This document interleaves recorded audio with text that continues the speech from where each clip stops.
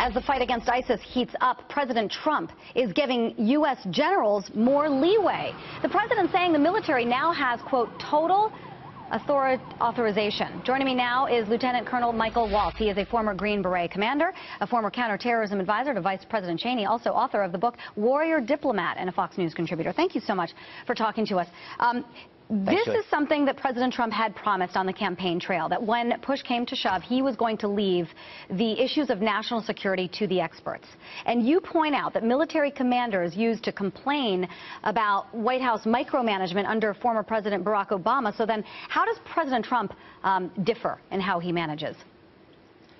Well, Julie, you know, there's been a lot of discussion about the message that we've sent, whether it was the cruise missiles in Syria or the Moab in Afghanistan or the Carl Vinson aircraft carrier off the coast of North Korea. And that's the message we sent to both our allies and our foes. But, you know, what I'm really focused on is the message that is being sent to the U.S. military.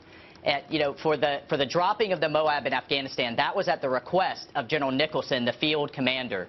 And I don't think that ever would have happened under the Obama administration. And if it did, it would have taken weeks, if not months, of deliberation for, you know, for Washington to give approvals. And the military situation probably would have changed. So, you know, the message that's being sent to the U.S. military is your commander-in-chief trusts you. You're the best trained and equipped in the world, and we're going to let you do your job. And we understand, you know, that you're going to have broad strategic guidance. Some of those strategies are still in the works, and that you'll execute that guidance to the best of your ability. And that's exactly what we need to see coming from our commander-in-chief. How much more control do America's top military commanders have compared to those in past administration when it comes to making really big decisions, such as this Moab bomb? I mean, we've been holding on to this thing for years. It was only tested once in 2003 in Florida. They were waiting for this to be used for a very big event. We just reported that so far some 94 ISIS militants were killed and not one civilian in this. This is clearly an investigation. This is clearly intelligence on the ground that went extremely, extremely well. He is listening to his generals. How much do you believe that President Trump weighed in on when the timing was right in dropping that bomb? I don't know that he necessarily weighed in at all. Look, he's given authorities to you know, his generals to fight these wars. And, you know, the last thing they need is Washington weighing in on what type of bomb to use. It was completely appropriate for the use that the generals provided for it, or that, you know, General Nicholson used it for, because it's an incredibly remote area. I've been in that area of Nangarhar, as has General Nicholson, and he knows it quite well, and he knows that it's incredibly sparse and that he's going to achieve maximum effects and maximum damage. The other choice, military choice he had, was, you know, to send in ground troops or to try to, you know, launch pinprick airstrikes against these burrowed-in tunnels and caves, and I think that would have been much less effective.